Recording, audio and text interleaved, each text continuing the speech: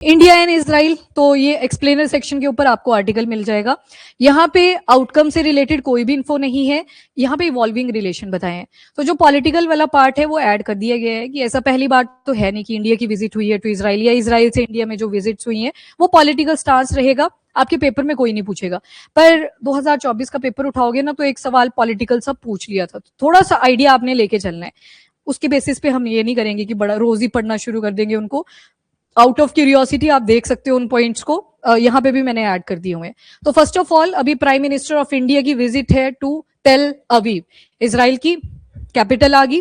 और अगर पैलेस्टीन होता तो कैपिटल क्या होती? जेरूसलम, ठीक है। तो history of India Israel ties over the years, यहाँ पे पैलेस्टीन का भी एक सेगमेंट ऐड करा गया है कि इंडिया की तरफ से कब विजिट हुई। एक ही बारी थी 1992 का टाइम पीरियड, उसके बाद एक बार और विजिट होनी थी 21st सेंचुरी के अंदर, पर वो हुई नहीं थी, इग्नोर कर दी गई थी, इसराइल को प्रायोरिटी दी गई थी। अब प्राइम मिनिस्टर नरेंद्र मोदी अभी विजिट करते हैं 25 टू 26 का ये टाइम पीरियड रहेगा पूरा। आज क्या डेट है? 25, कल वापसी है, तो आउटकम कल देख लेंगे कि क्या क्या आउटकम्स इसकी निकल के आई। और ये फर्स्ट विजिट है आफ्टर 2017, मतलब 2017 के साथ कंपेयर करें। मैं पहले बता दूं, पास्ट में बथेरी बार इसराइल गए हुए। ये जो टेन्योर बताया ये किस हिसाब से बताया हुआ है? यहाँ पे गवर्नमेंट के हिसाब से बताया हुआ है, ठीक है। अब बाकी इसराइल को मैप के ऊपर देखोगे, बिल्कुल मेडिटेरेनियन सी के ईस्टर्न साइड पे आपको ये लोकेटेड मिलेगी। वेस्ट बैंक और यहाँ पे गाजा वाला पार्ट जो है ये पैलेस्टीन से ही अभी तक ऑक्यूपाइड है।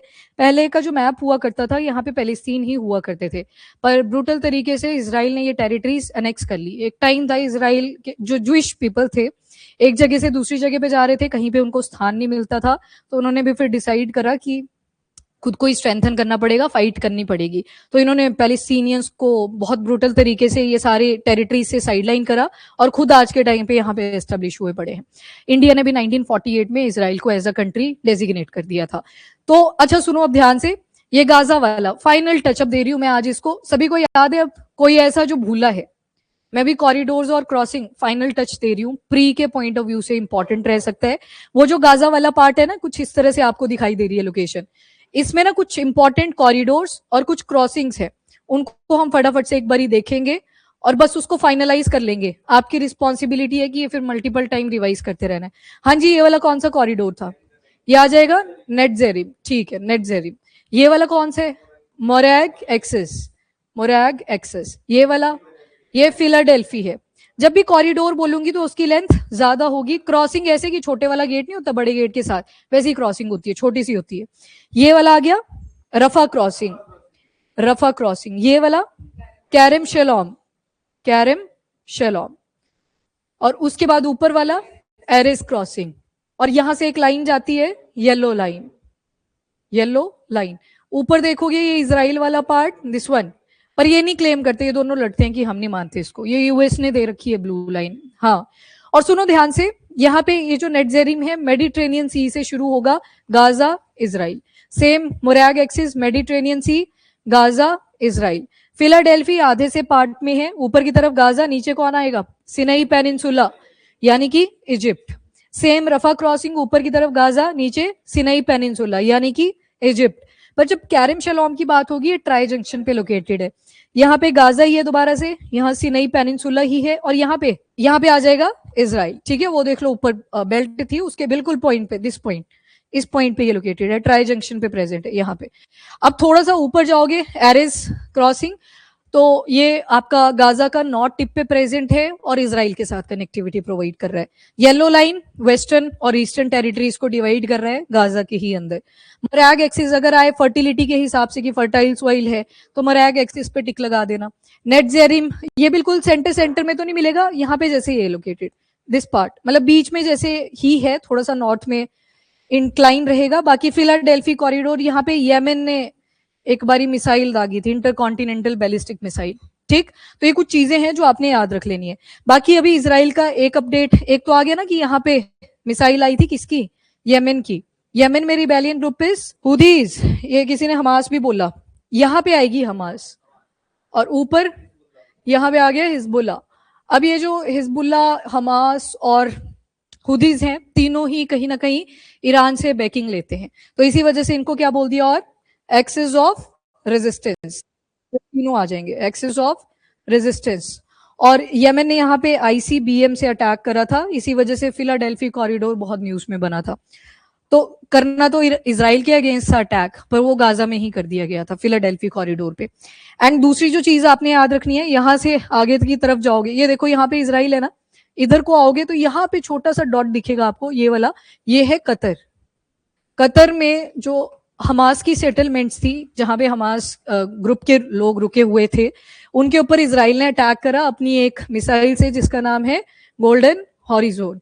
अब ये गोल्डन हॉरिजोन को ही इंडिया के लिए रखा गया है आगे, कि आपने अगर परचेज करनी है तो आप हमसे परचेज कर सकते हो। पर इसकी डिटेलिंग इतनी सी पता है अपने को, बैलिस्टिक मिसाइल है, स्पीड देखोगे 1500 से 2000 किलोमीटर, और ये एयर लॉन्च होती है, मतलब पहले एयरक्राफ्ट जाएगा, फिर एयरक्राफ्ट इसको डिप्लॉय करेगा, फिर मिसाइल एक हाइट अटेन करेगी, फिर जाके अटैक करेगी। तो कतर दोहा के अंदर जो अटैक करा गया था वो इसी गोल्डन हॉरिजोन मिसाइल के थ्रू करा गया था। It is a ballistic missile, ठीक है। फिर आर्टिकल छपने आपको पता है शुरू हो जाते हैं कि जब हमारे पास ब्रह्मोस है तो ये गोल्डन हॉरिजोन क्यों परचेज करना है। तो याद रखना, ब्रह्मोस मिसाइल कैसी है, क्रूज मिसाइल। तो बैलिस्टिक मिसाइल के अंदर ज्यादा कैपेबिलिटी होती है हवा से अटैक करने की, रादर देन क्रूज मिसाइल। तो अपने अपने फीचर हैं दोनों के, ठीक है। और ये इतनी दूरी पे अटैक करा गया था, और इनका जो एयरक्राफ्ट था पहले वो रेड सी की तरफ आया था, फिर रेड सी से उन्होंने लॉन्चिंग करी थी एयरक्राफ्ट से, और कहां पे उसको अटैक करवाया था, कतर, दोहा के अंदर। और अगर इंडिया इनकेस परचेज इसे करती है तो सुकोई 30 मार्क 1 के अंदर डिप्लॉय करी जाएगी, अगर करती है तो। ओके, अब थोड़ा सा डिटेलिंग देख लो। अभी जो ये विजिट हुई है रीजनल टेंशन के दौरान हुई। पहले यूएस और ईरान कॉन्फ्लिक्ट में बन रखे थे, अभी भी बने ही हुए हैं। स्ट्रेट ऑफ हॉर्मूज की सेफ्टी के लिए 2 डिस्ट्रॉयर जो वेसल्स हैं वो यूएस ने ऑलरेडी डिप्लॉय करे हैं, कि दोबारा से बंद करी हम अटैक करना शुरू कर देंगे, देखते हैं बाकी चीजें। तो यूएस और ईरान का कॉन्फ्लिक्ट, इसके अलावा गाजा स्ट्रिप में जो सीज फायर चल रहा है, याद होगा आपको एक बोर्ड ऑफ पीस भी पड़ा था। अब एक ही अपडेट है इससे रिलेटेड, किसी को पता है अगर? वेरी गुड, इंडिया ने एज अ ऑब्जर्वर यहाँ पे पार्टिसिपेट करा है, क्योंकि अगर मेंबर बनना है तो पैसा लेके जाना पड़ेगा। $1 बिलियन, थोड़े नहीं है, बहुत ज्यादा है ना, बोर्ड ऑफ पीस। और ऊपर से ट्रम्प ने बोला है कि मेरे न्याणे जो होंगे आगे वही इसको लीड करेंगे, तो वो तो पर्सनल ग्रुप सा बन गया है जो बोर्ड ऑफ पीस है। यहाँ पे इंडिया ने एज अ ऑब्जर्वर पार्टिसिपेट करा है। चलो ठीक है। अब ये जो विजिट है काफी ज्यादा स्ट्रेटेजिक है, डिफेंस के ऊपर ज्यादा फोकस करा जाएगा, जिसमें से अभी जो एक अपडेट हमने सुना वो गोल्डन हॉरिजोन को लेके ही है। अब इंडिया ने इजराइल को रिकॉग्नाइज कर दिया था 1948 में एज अ कंट्री, जब ये क्रिएट हुआ था तभी बोल दिया था, क्योंकि डिफेंस टेक में काफी ज्यादा इजराइल एडवांस कर रहा था खुद को। Full diplomatic relation 4 decades later जाके हुए थे, पर बोला जाता है कि कुछ वॉर्स हुई जहां पे ये हमें एविडेंस मिले हैं कि इजराइल के जो वेपन्स हैं, डिफेंस सिस्टम है, वो इंडिया यूज कर रहा था। उसके एग्जाम्पल आगे देखते हैं।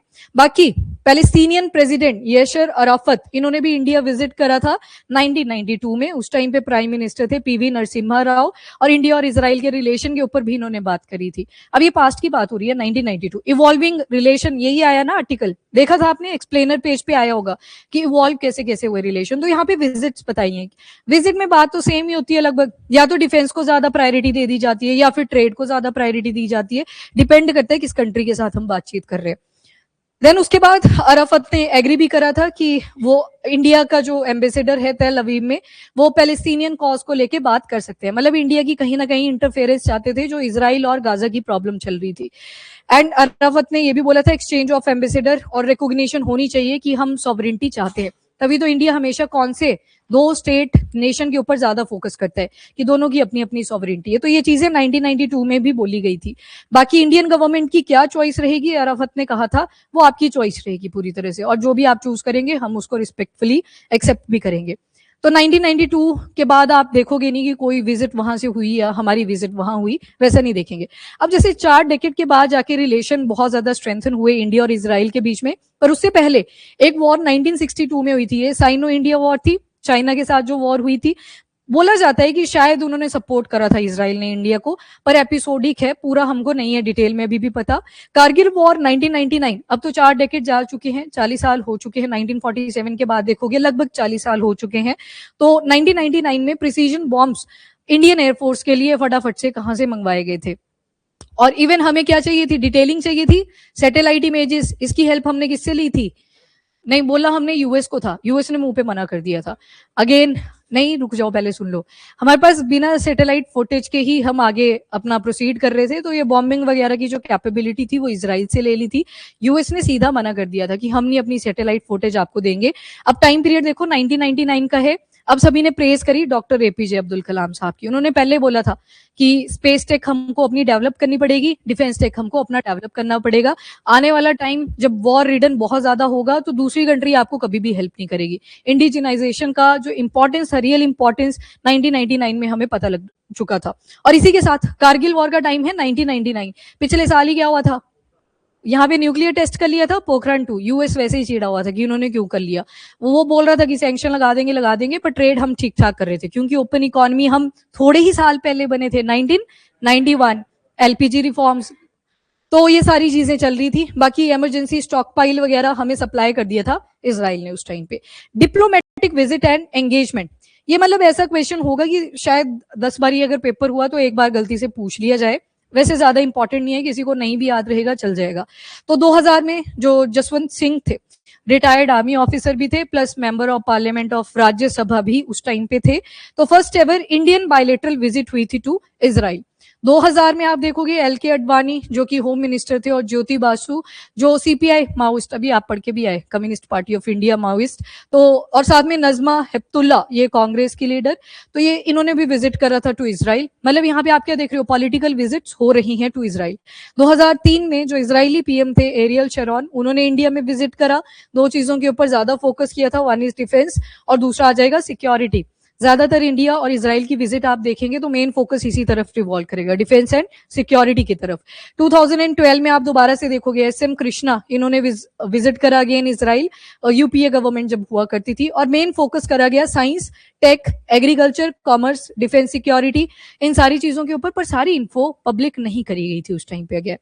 And then post 2014 Modi government, ये अब आर्टिकल में लिखा हुआ था, अब उसकी भी एक आइडियोलॉजी होती है, वो अपने हिसाब से लिख सकता है। वैसे गवर्नमेंट ऑफ इंडिया आना चाहिए था, पर उन्होंने यही वर्ड यूज करा है, मोदी गवर्नमेंट, क्योंकि तीसरा टेन्योर शुरू हो गया ना, तो इस वजह से। अच्छा, तो यहाँ पे नेतन्याहू से मीटिंग होती है न्यूयॉर्क में, यूनाइटेड नेशन जनरल असेंबली की मीट में। ये 2014 की आ गई, फर्स्ट इन अ डेकेड, 10 साल में अगर देखोगे। 2015 में Israeli defence minister India visit करते हैं और डिफेंस कोऑपरेशन के ऊपर बात करते हैं। 2014 से 2016 मेन जो पॉइंट ऑफ व्यू है वो देख लेना। राजनाथ सिंह होम मिनिस्टर हैं, देन प्रणब मुखर्जी प्रेसिडेंट थे, अक्टूबर 2015 की बात हो रही है, इनकी भी फर्स्ट एवर प्रेसिडेंशियल विजिट हुई थी टू इसराइल। सुषमा स्वराज आगे जो कि एक्सटर्नल अफेयर मिनिस्टर थे, तो इनकी भी विजिट होती है टू इसराइल। और बहुत सारे ऐसे इंडियन मिनिस्टर हैं, पार्लियामेंटेरियंस हैं, जिन्होंने कॉन्टिन्यूसली लास्ट 10 सालों से देखे तो विजिट करी है टू इसराइल। तो मतलब ठीक ठाक विजिट्स आपको मिलेंगी। 2017 प्राइम मिनिस्टर की जो विजिट थी वो दो जगह पे थी, पैलेस्टीन और दूसरा इसराइल, पर पैलेस्टीन को इग्नोर कर दिया गया था, मेन विजिट इसराइल में ही हुई थी।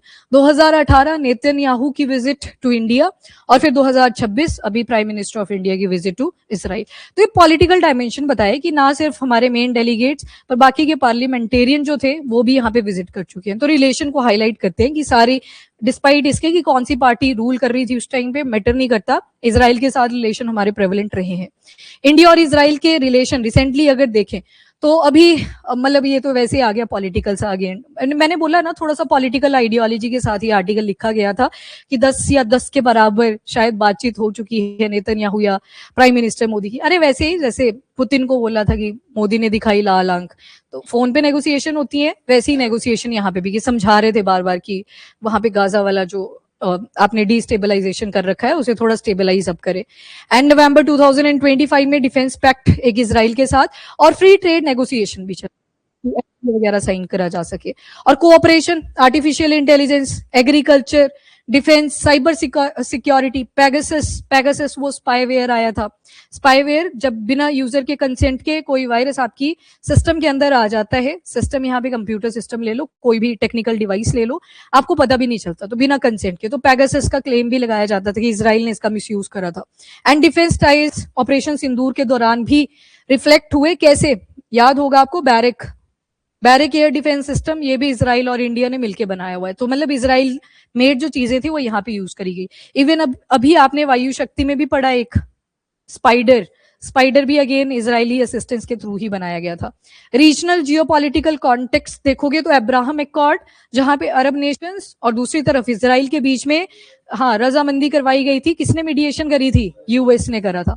एंड हमास अटैक ये 2023 का आ गया, ये गाजा में जो सारी चीजें चल रही थी। और ईरान टेंशन, इजराइल और ईरान भी आपस में लड़ाई करने लगे थे, वहां पे अगेन हेल्प किसने करा था? यूएस ने। इंडिया ने क्या स्टांस लिया था? बीच वाला रास्ता। क्यों? क्योंकि ईरान के साथ अगेन डिपेंडेंसी, इजराइल के साथ अगेन डिपेंडेंसी, एक तरफ फ्यूल को लेके थी, एक तरफ आप देखोगे तो डिफेंस इक्विपमेंट्स को लेके थी। ठीक है, बाकी स्ट्रेटेजिक इंपॉर्टेंस तो वही है जो सारा पीछे आपने पढ़ा। एक अगेन यहाँ पे आ गया है India Middle East European economic corridor, IMEC, याद है ना? अब तो ये सारा जहां पे भी जिस कंट्री के साथ रिलेशन पढ़ोगे इसका तो मेंशन होगा ही होगा। सऊदी अरेबिया पढ़ रहे होते वहां पे भी मैक आना ही था, यूएई पढ़ रहे होते वहां पे भी मैक आया, इवन आपने पढ़ा थोड़े दिन पहले ये आर्टिकल।